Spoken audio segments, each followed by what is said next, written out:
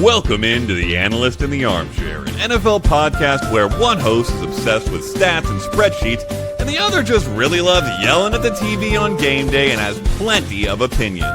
Together, Michelle and Nycole dive into player news, weekly matchups, and all the storylines you'll be talking about with your friends. Whether you're a hardcore or casual football fan, they've got something for you.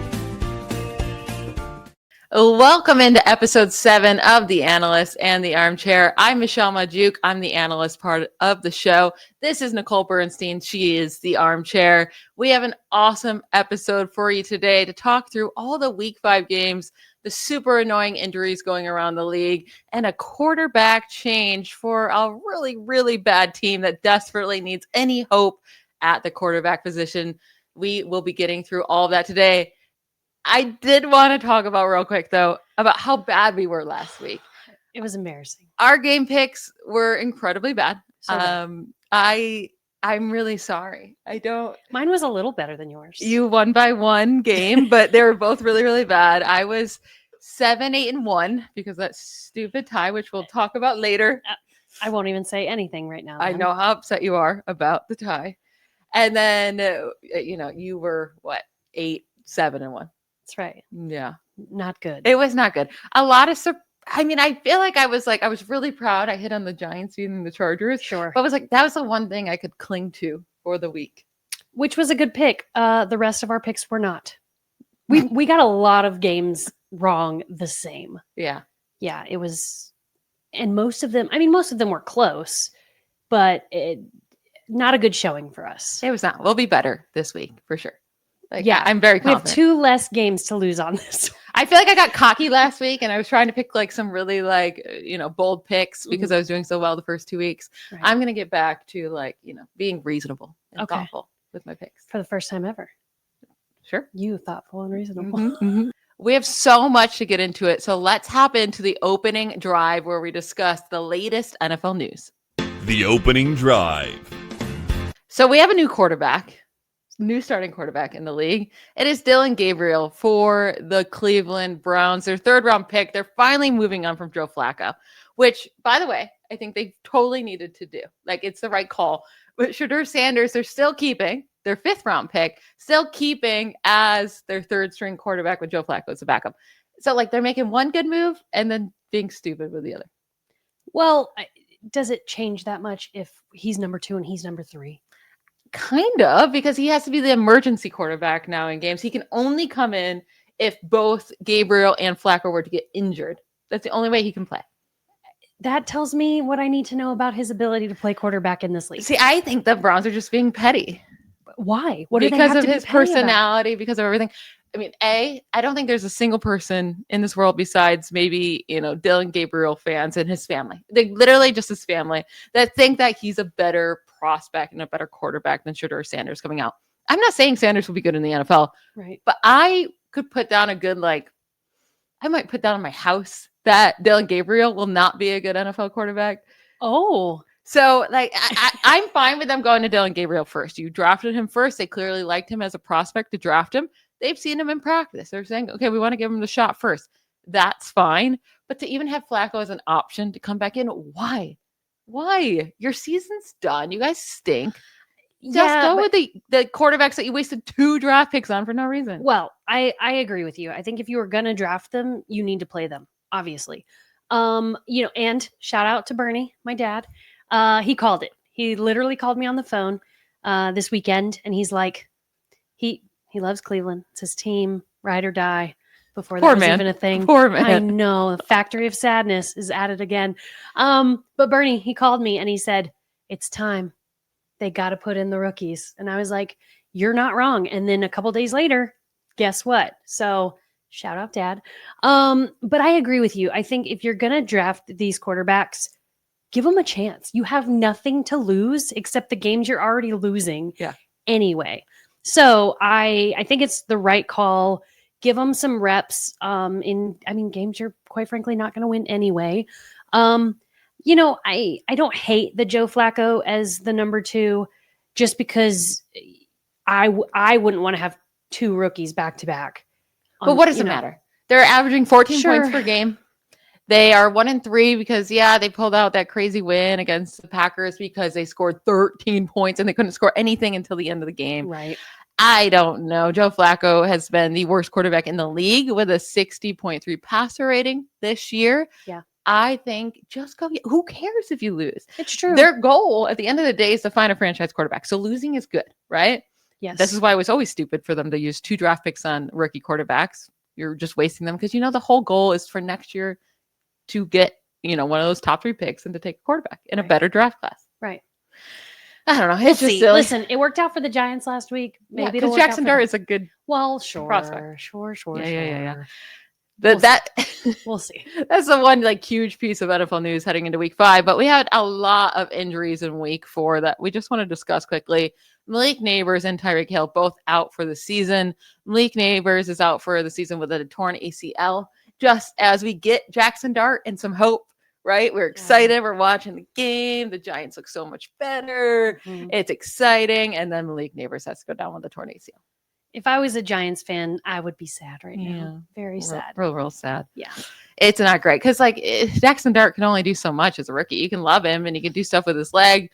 He still didn't pass for a ton, and now he lost his wide receiver 1, and we'll see if Darius Slayton and Wan'Dale Robinson can do enough for him, but it's going to make his life a lot harder. Then Tyreek Hill on Monday night, gruesome injury. It might be career ending, definitely season ending. I won't be surprised if he's not ready for next year either. But he tore everything in that knee, plus dislocated it, and he already was slowing down a bit before anyways. So I don't know what to expect from him ever again. Well, it's unfortunate because Miami finally had a game where they scored points and didn't look like the worst team in the league, in my opinion. And now, with Tyreek Hill going down, it's really unfortunate for him personally. But I think for the team, it gives now Waddle is basically their only wide receiver. Defenses just cover him, and then what do they have, right? Yeah, Darren Waller, baby. He was balling. He did. He really only was. played 27% of the snaps, had 2 touchdowns. He was balling. He had 4 targets in this game. The rest of the tight ends for the Dolphins this year, the top guy has 6 targets at the tight end position. So Darren Waller, if you're in fantasy, go pick him up. I do think he's going to be relevant.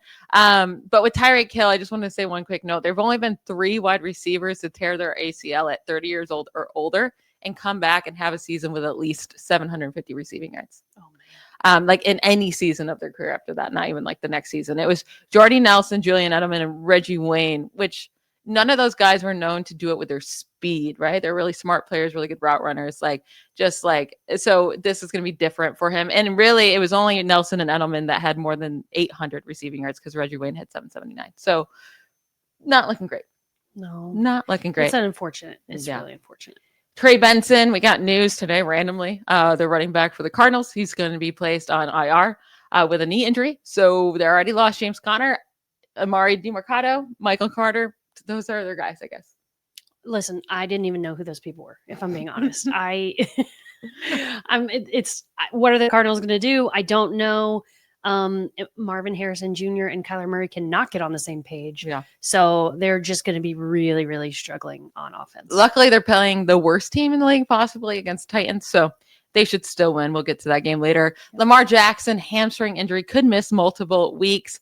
They have Cooper Rush as their backup, not the worst backup in the world. He could win some games. The Cowboys, when he was Dak Prescott's backup. They get the Texans and the Rams the next 2 weeks, but both games at home. So I do expect Lamar to miss next 2 weeks because they have a week 7 bye. So why rush him back? Let him rest the next 2 weeks. Then he gets that 3rd week off. And I do think they can beat at least one of those teams at home. I'll tell you who, without Lamar. I hope he's okay, but I hope he doesn't come play this week against the Texans. I'll just say that. Because you don't believe your Texans could ever beat him? Well. Yeah. I'd rather them not have to try. Well, I'm making fun of your Texans, and we're about to get to the injury part of the 49ers, the t-shirt I'm wearing, because I do love that team. I was supposed to be going to the game tomorrow. I'm so happy I'm not, because Brock Purdy is out. Ricky Pearsall is out. Juwan Jennings is out. George Kittle is still on IR and out. And of course, also Nick Bosa is out with a torn ACL. So they play the Rams. I mean, what a bad Thursday night football game to watch.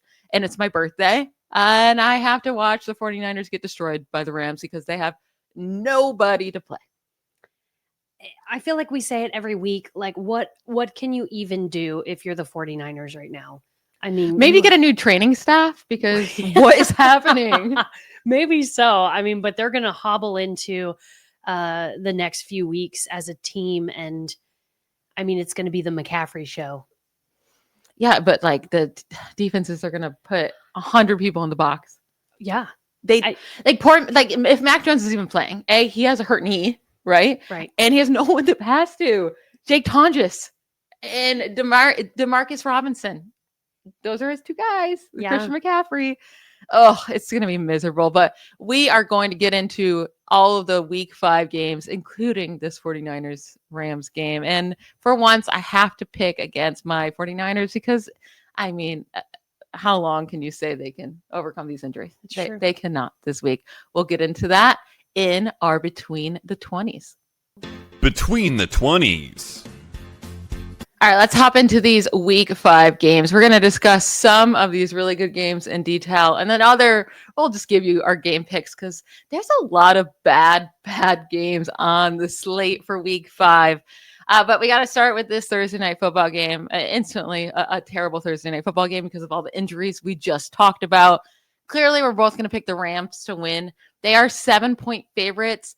And if Brock Purdy was going to play and even like Ricky Pearsall with him, I would say I could go for the 49ers. But with that, I can't. The Rams are clearly going to win this game. Yeah, I mean, their offense is just better in general. But, last week, the 49ers gave Trevor Lawrence way too much time to throw the ball. They don't have Nick Bosa. They have no pass rush. Right. And so that's not good going up against Matthew Stafford. And obviously we've talked about all of the issues on offense. They aren't going to have an offense, quite frankly. And so I think the Rams are just going to keep rolling.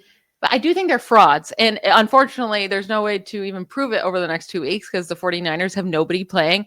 And then they get to face the Ravens next week without Lamar Jackson, likely. So their schedule has turned out really, really kind to them. But week 1, they win because Dari Ogunbowale fumbles at the Rams 25-yard line. That's a hard word to say. I'm not even going to try.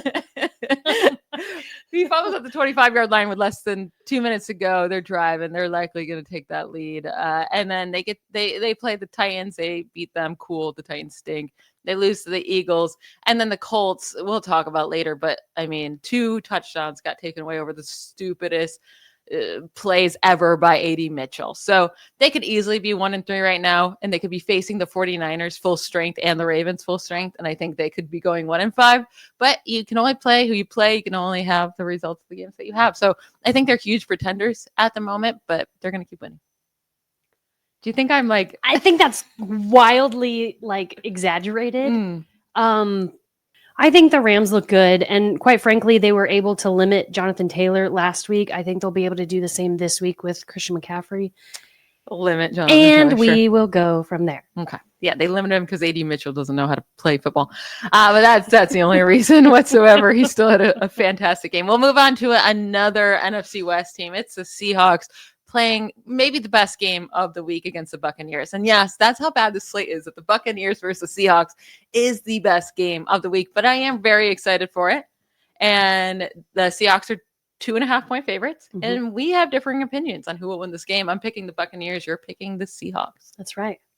Because you love to pick the Bucs for no reason. For no reason. They're 3-1 and they've won 9 of the last 10 games. Yeah, in 1 second. Barely. Yeah. Anyway, the game's in Seattle. Their defense is much better. Mm-hmm. Bucky Irving probably won't play next week. That leaves Baker throwing the ball to Emeka Buka and Chris Godwin, who was fine. I know you think he was trash last week, but I think for his first game back, he was fine. He's going to get better. So do you not agree? I think he'll get better. He has to get better. Well, sure. He was terrible out there, I thought, Chris Godwin was, but it was his first game back. Baker needs him to step up because without Mike Evans, they are 0-4 over the since the start of last year. They're 0-4 without Mike Evans. Right. So I think those are points. I shouldn't be giving you ammo. I know. Get out of here. I like it. But I think Seattle needs to score early. They need to come in and make a statement quick. And then they have to make I think the way to beat the Bucs is to make the Bucs beat themselves. And I think that's what happened last week when they played the Eagles.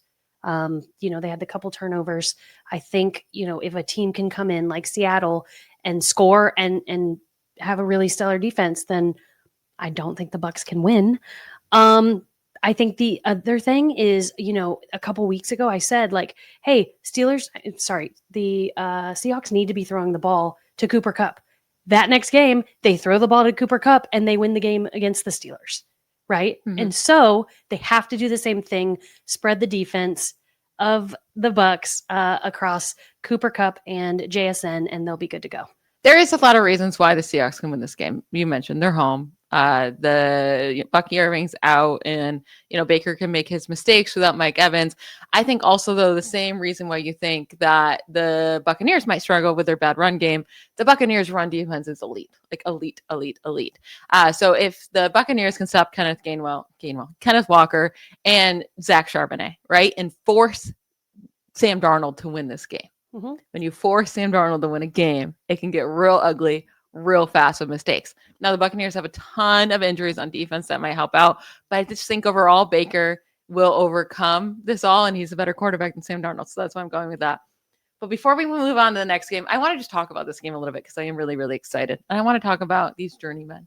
I want to see if anyone that you can think of that's you think that maybe be stuck in the NFL like these guys. So with Baker and Sam Darnold going against each other, this is the first time they're playing against each other since they're back with the Jets-Browns, right? But these two, they're both drafted in the top 3 overall in the 2018 draft. Baker number 1, Sam Darnold number 3. They're both traded from the teams that drafted them, just thrown away, right? Baker Mayfield got thrown away for Deshaun Watson. Sam Darnold got thrown away for Zach Wilson. Both got traded to the Panthers, which is hilarious to me, right? And Darnold got traded a year earlier, but Baker joined him a year later. They competed against each other for that starting job with the Panthers in 2022. Baker won the job, didn't do very well there. And, they trade him to the Rams. Sam Darnold plays the rest of the year, does okay. The Panthers are like, no, we don't want to re-sign you. Peace out. We're going to draft Bryce Young. That hasn't turned out well either. Then Baker goes and signs this tiny little contract with the Buccaneers, his last hope. And he balls out, brings them to the playoffs, $100 million contract signed to him the next year. Sam Darnold has to go be a backup to the 49ers. Then after that, signs this little tiny contract with the Vikings, hoping that he could just be a backup to J.J. McCarthy, who they take in the first round. Gets the start, wins 14 games, brings them to the playoffs, gets $100 million contract after that. The same exact journey. It's kind of crazy. And I'm just really excited for these. I'm just wondering if there's other quarterbacks in the league like them that are just we've given up on. Right. That could actually be pretty good.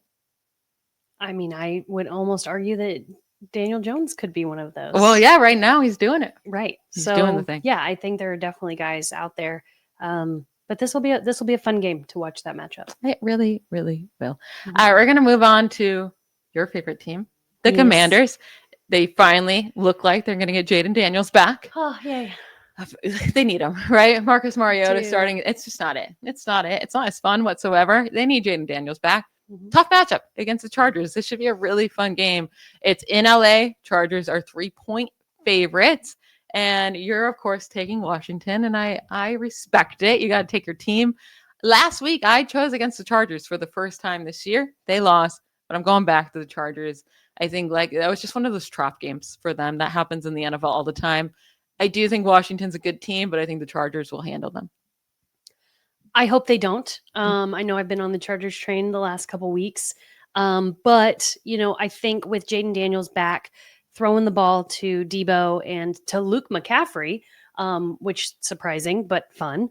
I think that gives them an edge there. I am worried about the Chargers' pass defense, though, with Jaden Daniels coming back. I'm afraid, I really want to see him come in there and run the ball pretty quick, show everybody I'm good to go.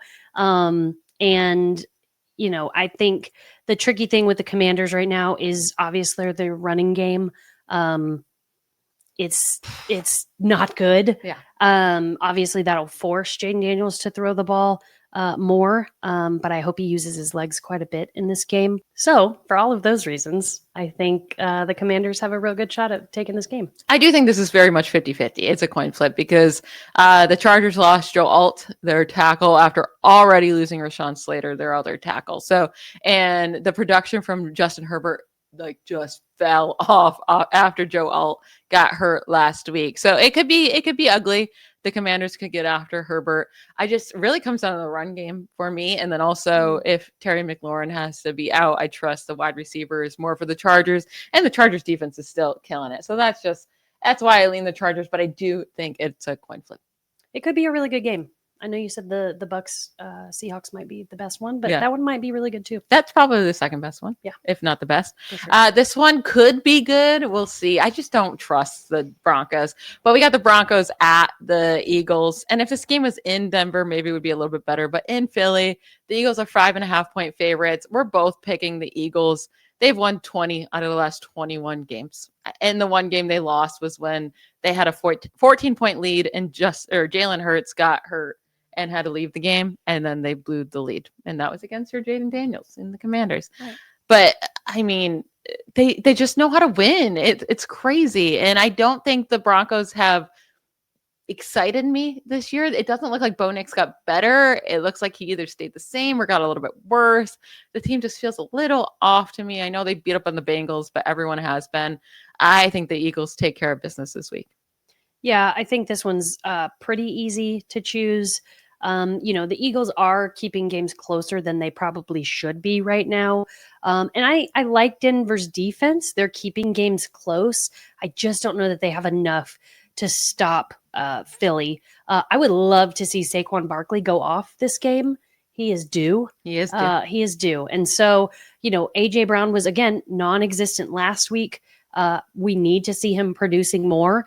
So I think Philly has to come in, get the ball to those two guys, and let's have some offense. Yeah, and again, if this game was in Denver, I'd give them more of a shot. But Bo Nix on the road is 4-7 in his career, and his numbers just kind of plummet on the road.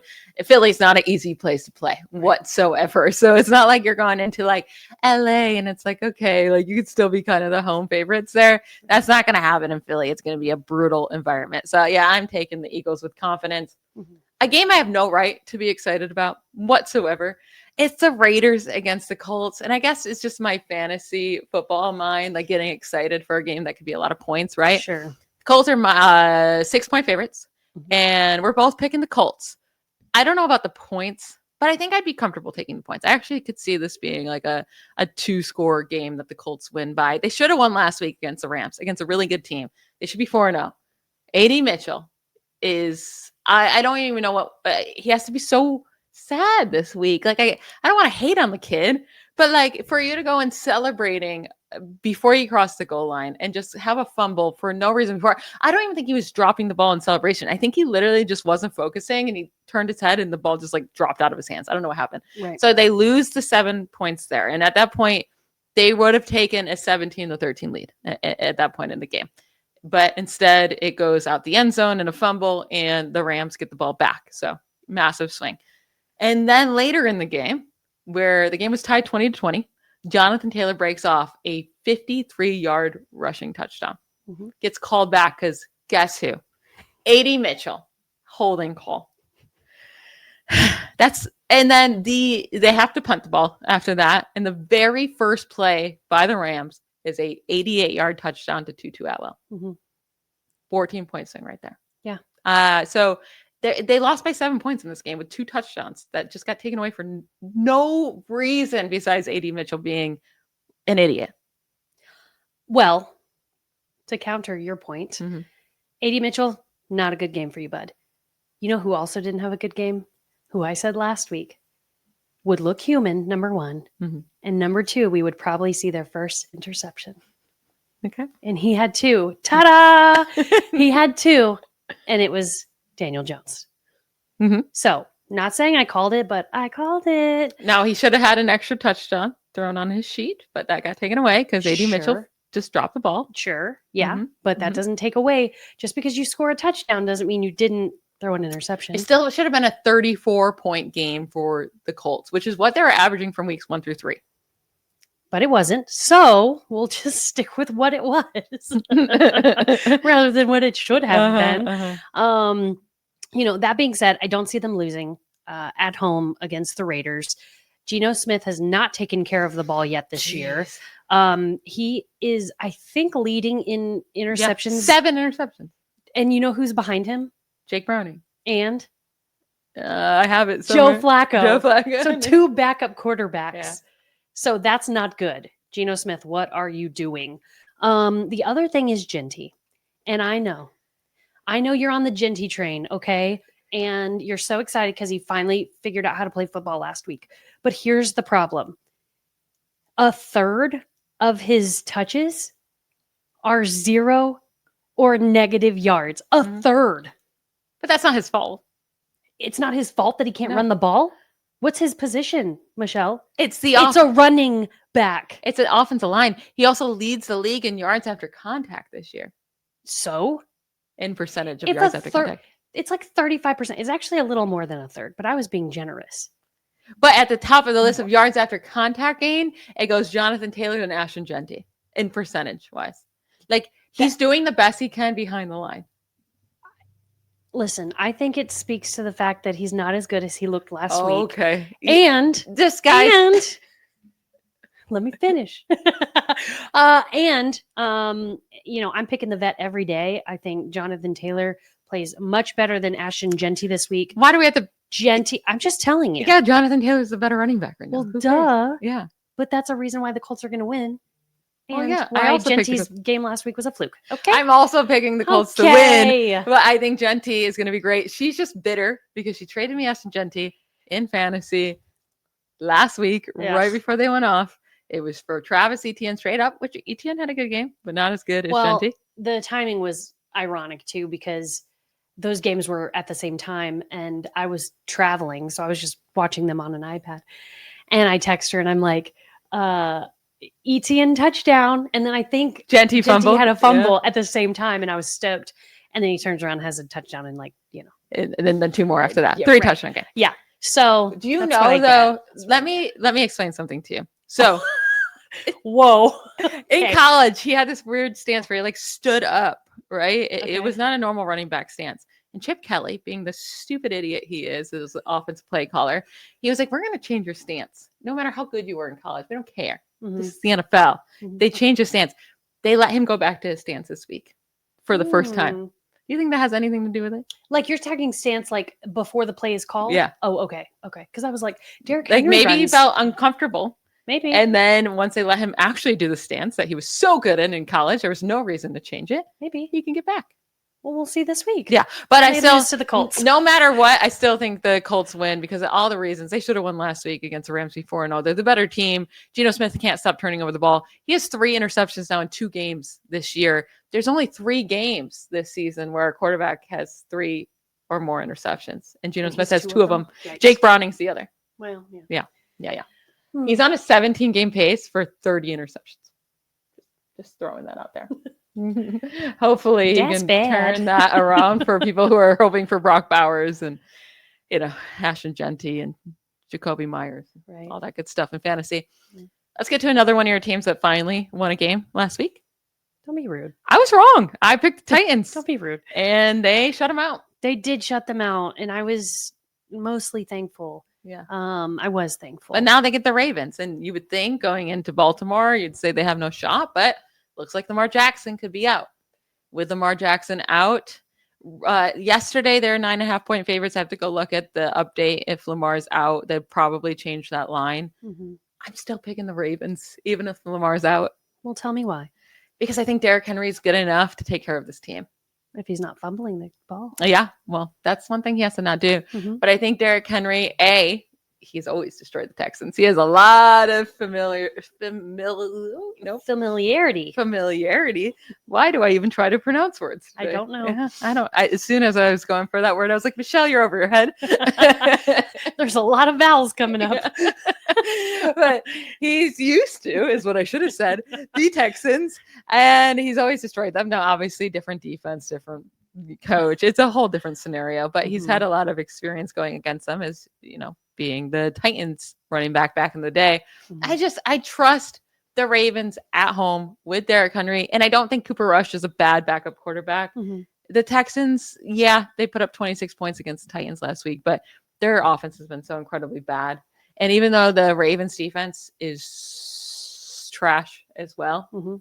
I still just think the Ravens win this game. I think it'll be closer than it should be because Lamar's not there, but I still think they win by 3 points or so.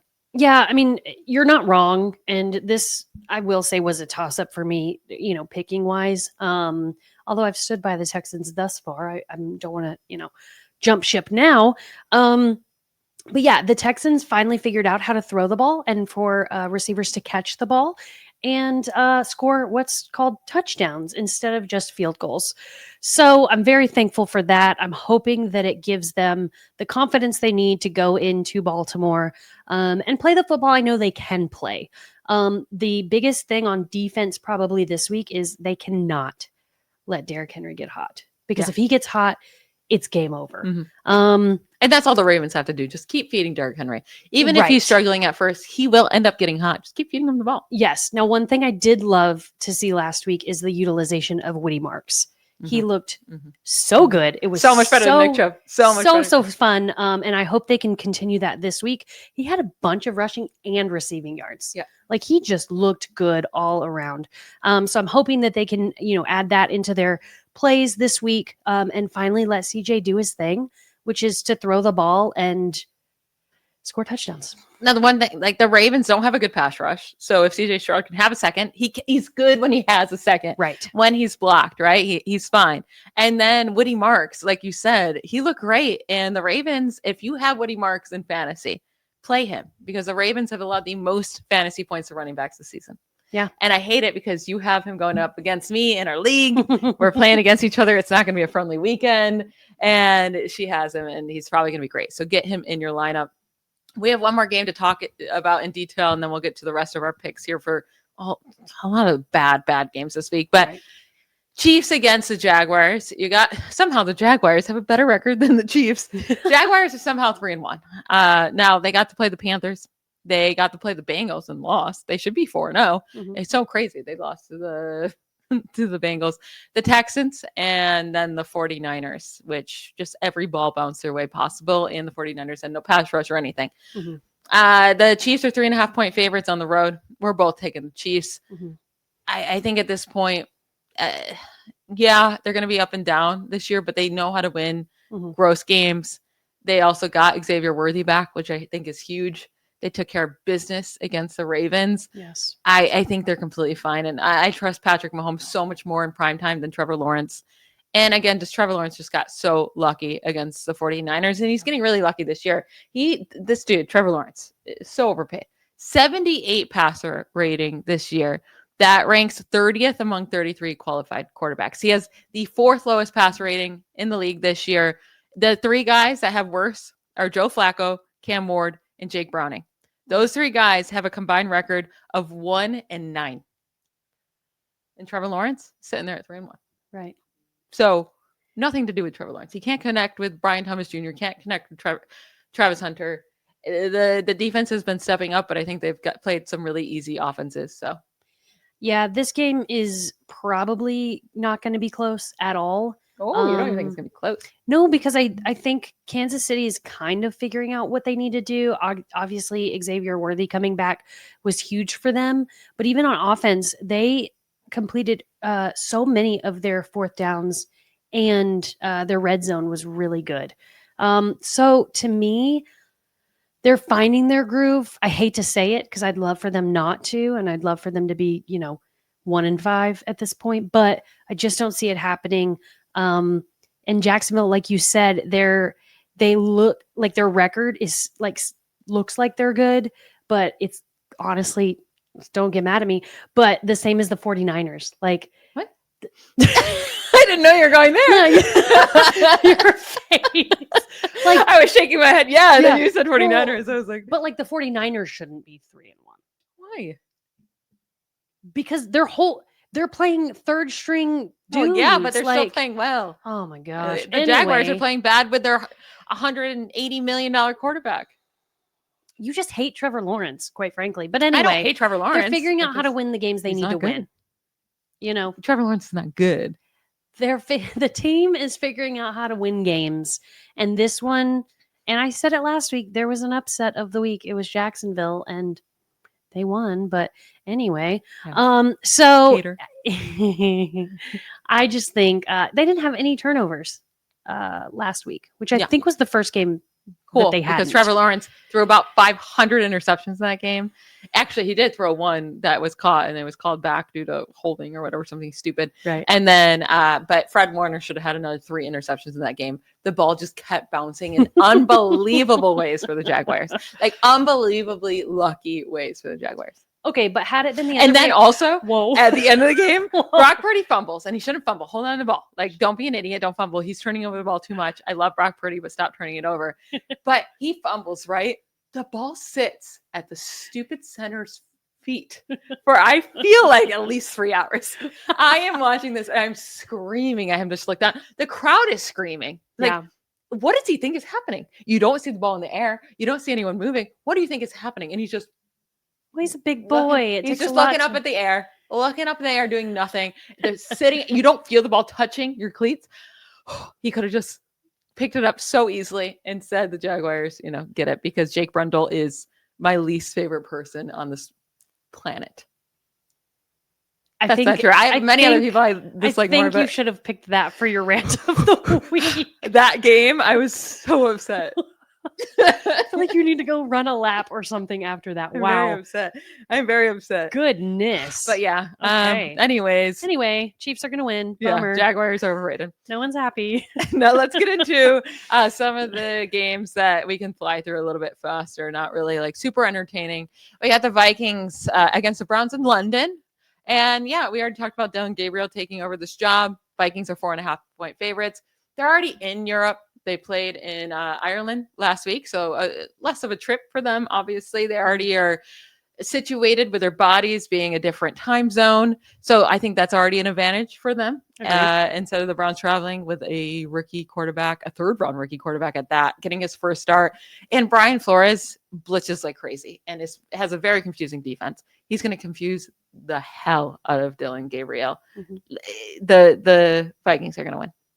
Oh, easily. I think it's too much pressure, I think, on Dylan Gabriel. Like you said, the Vikings have the advantage of already being in Europe, which was wild. I'm like so intrigued how they got 2 games abroad, but that's, neither here nor there. I do see Cleveland running the ball a lot, or trying to. Quinton Junkins will be great. Doesn't matter. So great. Mm-hmm. Yes. So fantasy, if you have him and or on your bench, you should probably make that move. But ultimately, I agree. I think the Vikings defense will secure the win, and it won't really matter, what they do on offense. I think the biggest thing is just cleaning up the offense this week. Yeah, that's pretty much it. Yeah. Now we got Dallas against the Jets. I'm actually excited for this game because, again, love fantasy points. And there's going to be a lot of fantasy points in this game. The Cowboys are 1.5-point favorites on the road. I think that's crazy. I'm taking the Jets. I would take the money line. I don't need the 1.5 points. You're taking the Cowboys. Let me give you my... Which I hate. Yeah. Let me give you my reasoning for the Jets. Like, I get it. The Cowboys impressed last week at home against the Packers. But the Cowboys' home road splits since 2023 have been drastic, right? The Cowboys have always been much better at home, which is where they play the Packers. They have to go on the road this week. But on the road, they are 7-9 since 2023. At home, they're 9-3-1. During that span, the Cowboys have averaged 33 points at home per game and just 22 points per game on the road. And then this year, the Cowboys have averaged 17 points per game in the 2 road games, while averaging 40 points per game in the 2 home games. So it hasn't changed. The Cowboys defense stinks. I'm not saying the Jets are good, but it's also very rare for a team to go 0-5. Like, it's just, you win sooner or later. So I think this is the time the Jets are going to win, and the Cowboys on the road are they're going to be a massive disappointment after such a huge game last week that ended in a stupid tie. Which I will get to. Yeah. I disagree. I think, I hate to pick Dallas in any sport at any time, but the Jets are so bad. Like, so bad. And I understand you have to win a game or two, like going 0-5, like you said, is tricky, but I don't think they that let bad. Miami beat them badly. It was a 6-point game at the end. It didn't feel that way. Yeah, is it what I did. mean. Like, Yeah, they're beating them pretty good for a while. right. And so, to me, sometimes the score is misleading because you're watching a game and you're like, this team's destroying this other team. And then you look down, it's only like 7 or 8 points. And you're like, wait, how is that possible? But Miami, like, I think Miami's the worst. And so I just was not impressed by the Jets at all. They give way too many points up for this to be a close game. I do think the Cowboys need to win, and they're going to go win in New York. All right. Think you're wrong. Well, Moving on. We got the Patriots at the Bills. And maybe we could have had this game and one that we talked about because like Drake May looks really good. I think they found their future quarterback. I really do. I love Drake May. I think he's going to be a great quarterback in this league. Unfortunately, I'm just not giving them a shot to win in this game in Buffalo. The Bills have won 13 straight road games, including the playoffs, all 13 games, 13-0 since the start of the 2024 season. They are 10-point favorites in this. And it's because they haven't lost a game at home in the regular season since week 10, 2023. And that was a 2-point loss to the Broncos. And it's not even like they need Josh Allen can be so good whenever he wants to be, but they haven't even needed him like in these games because their run game is so good. James Cook is on fire. So if they need Josh Allen to step up, he will. But I just think James Cook is going to run all over them and they'll get whatever needs to get done. And they're going to win this game. Maybe not by 10 points, but they're going to win the game. Yeah, I think the thing that's so interesting about Buffalo for a while now is they just are an elite team. They're so good. And it's like watching the varsity team play the freshman team, right? Like, they're better just objectively. And like, sure, they let people score and, but so they're not necessarily just blowing everyone out, right? Yeah, but they let the Saints stay in it too long. But I think that's also this happens all the time in the NFL. Just teams don't take other teams seriously. I think they're like, it's pretty much a bye week. We're going to destroy them. And they just didn't take it all too seriously, but they still handle business. Right. Yeah. So I think this is an easy Buffalo win. Yeah. Easy. Mm-hmm. And I know a lot of people are excited about playing Drake May in fantasy this week. I personally would not. That's just all I'm going to say. Now we got the Giants at the Saints. And again, I would be so excited to watch the Giants, but without Malik Neighbors, that really kills the excitement a lot. Jackson Dart, fun. I'm excited to watch him, and he should be able to win this game against the Saints. We're both picking the Giants, the 2.5-point favorites on the road. And it's because the Saints can't win a game, right? Mm-hmm. They've lost 8 straight games dating back to 2024. Rattler has now lost all 10 of his career starts. And I don't know when they just move on from Rattler and try a different guy. But even without Malik Neighbors, I think Cam Scattaboo and Darius Slayton and, I don't know, Wanda Robinson, right? And their defense overall, the Giants defense is solid enough. They're going to handle business even on the road against the Saints. Yeah, I think the nice thing is that Jackson Dart can come in on the road and get some reps in, quite frankly, in a place where you're not too worried about losing. And so I think that gives him, it puts less pressure on him, number one, but gives them a chance to really see what he can do. I loved that he, ran in for that touchdown last week. That was good to see. He was using his legs like crazy. Right. So I think this is a good game, a good second game for him to come in and just get some practice, quite frankly. Yeah. Another game with 2 bad defenses, the Dolphins against the Panthers. The Dolphins are 1.5-point favorites, and you agree with that. You're taking the Dolphins. I'm taking the Panthers. Let us know why you're taking Miami. The Panthers got stomped on last week. They stomped their team the week prior. Well, true, I guess. Yeah. I guess that's true. Yeah. Miami's going to pull out this win with the run game. With Tyreek Hill out, Waddle, I think it makes things much harder for him. But Miami's scoring a lot of points still this season. I think they continue to do that this week against the Panthers. I don't see the Panthers winning this game. See, I perfectly see the Panthers winning this game because the game's not in Miami. And just like Dak Prescott and the Cowboys, the Dolphins and Tua is like that times 1 gazillion. They only can play at home and they can't play anywhere else. And this game's on the road. So I think Bryce Young, he's playing for his job right at this point. He's about to get benched again. The fourth quarter, they sat him on the bench for Andy Dolan. Maybe that's just because they were down by so much. Maybe it's because the team was sick of it. But he's playing for his job against a terrible, terrible, terrible defense. So I do think Bryce Young has a solid game. And there's now no Tyreek Hill. for this offense, and the Dolphins offense already stinks on the road. So adding no Tyreek Hill is not going to help it. We have to remember that Tua was not very good before the team traded for Tyreek Hill. The 2 seasons that he had in his career before they traded for Tyreek Hill, he was averaging just 6.5 passing yards per attempt and had an 88.4 passer rating. His passing touchdown percentage was way lower than it's been with Tyreek Hill. With Tyreek Hill, the last, since 2022, since they traded for him, now his passer rating has skyrocketed to 101.7, skyrocketed to 8.0 passing yards per attempt. We'll see what he can do without him, but I don't have much high hopes, and especially not on the road. So I am taking the Panthers. We have 2 more games to get through. We got the Titans against the Cardinals. Cardinals are 7-point favorites, but the Titans are so bad. They're 0-4, and I know I said an 0-4 team has to win sooner or later. Not the Titans. Not the Titans. Cardinals are winning this game. I don't care what running back they have back there. Yeah, I think this is, again, a really good timing for Arizona to figure out what they're going to do with their running game against a team that, quite frankly, is not good. They let the Texans score 26 points on them last week. So I think it's a great game for Arizona to figure out what they're doing. Tennessee is not good. So they're not. Yeah, they're not. And last game, Lions at the Bengals. Poor Bengals fans. I'm so sorry. The Lions are going to destroy you. 8.5-point favorites on the road. And yeah, I mean, it's going to happen because Jake Browning can't do anything. The Lions have the number 1 offense in the league this year, despite not having Ben Johnson. And the Bengals are allowing 30 points per game, nearly 400 total yards per game. They can't do anything. I'm so sorry, Bengals, but you're going to get beat up bad at home. Is there anything you really need to add to that? Literally, no. No. That's it. That's literally it. That is all of our games for week 5, but that's not the end of the show because we still have our 2-minute warning, which this week is going to be a lot of fun because it's going to be the rant of the week. Things we were real annoyed about that we just need our space. We need our time to talk about it. So let's hop into the 2-minute warning. 2-minute warning.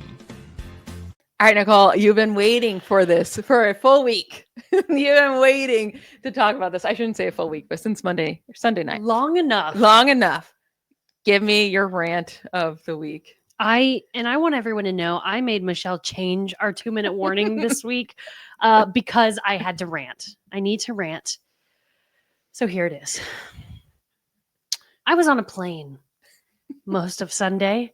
I was watching football a lot of the day on an iPad.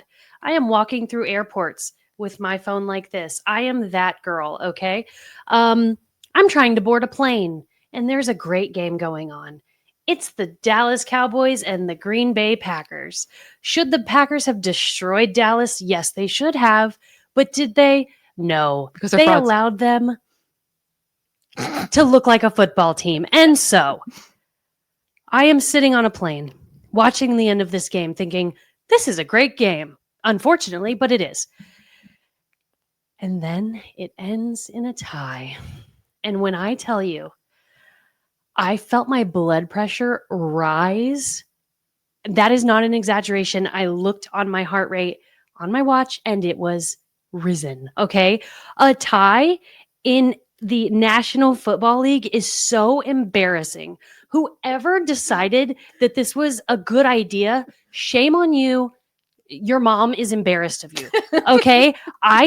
Is this Pee Wee League? Like, should we just get rid of scoring altogether? Like, should we just give everyone a trophy at the end of the year and say you did such a good job? Like, what even is it? I don't understand. You get paid millions of dollars to play a game and you're going to end in a tie? Oh, I literally, my blood pressure is rising right now. A tie is ridiculous. There is no reason that these games should end in a tie. I want 3.5 hours back of my life and trying to figure out the plane Wi-Fi to watch a game that ended in a tie. I would rather go watch my 6-year-old nephew play a game and end in a tie. Listen, I was going to give my own rant a week, but I just kind of want to go off of this because they also changed the rules, right? So overtime, it used to be 15 minutes. They changed to 10 minutes. You used to, only whoever scored first, even if it was a field goal, you won. They changed that where it has to be a touchdown. Now they changed it to the playoff rules too, where even a touchdown, the other team gets it, which is cool. Like, I'm down for each team's getting to touch the ball, but I think they need to go back to 15 minutes if they're going to just keep it to one quarter. because 10 minutes is not long enough, and it's going to lead to a lot of ties. Now that teams can still get the ball even after the first team scores a touchdown, and no one wants to see more ties. And at the same time, the college football has laid it out perfectly for overtime. The NFL could just take it. And I'm not saying to do exactly the same thing. You can make it a little bit harder because you're a step up, but college football, 20-yard line. You get the ball, each team, whoever, you score a field goal, the other team has to match, score a touchdown, the other team has to match. And then they've done this fun new thing now where you have to go for 2 after the second overtime, like to make it go quicker, right? You can do all those things. And if the NFL is like the 20-yard line's too close, make it the 40-yard line. How exciting is college overtime football? So exciting. Yes. How exciting is NHL overtime or soccer overtime? Why does the NFL not want to be that exciting? Like, make it different. Make it a different game where it's not just playing normally. I don't know. They have it laid out for them and they're being so stubborn because college does it and they don't want to do it. But and the thing too is you realized last year the dynamic kickoff was silly. People were still not returning the ball. What did you do? You pivoted because that's what you needed to do to make it more exciting. And I think the percentages are like way better for people returning the ball. Mm-hmm. Great. Wonderful. Make the change. No one wants to see a tie. Nobody wants to see a tie. Ridiculous. I mean, we are not soccer. We are not Little League. I mean, yeah. I care too much for that there was to be a tie. well over 2 minutes for a 2-minute warning, but we needed to rant that out. Feels and I'm good. sorry if it frustrated you, but I feel like our fans, our viewers agree. I that- think they loved it. Yeah. No, Yeah. I think they agree. The ties suck. But that's it for today. I hope we're much better with our game picks. Please follow us, subscribe on YouTube if that's where you're watching. If you're listening to us on audio format, give us that review, subscribe on that podcast app. Just let us know what you want to hear, what we can do better, what you're enjoying, all that good stuff to help us keep growing. We really, really appreciate it. We will talk to you next week. Bye, y'all. Bye. Thanks for listening to The Analyst in the Armchair. Don't forget to subscribe, follow us on socials, leave us a review, and comment to let us know what you'd like to hear next time.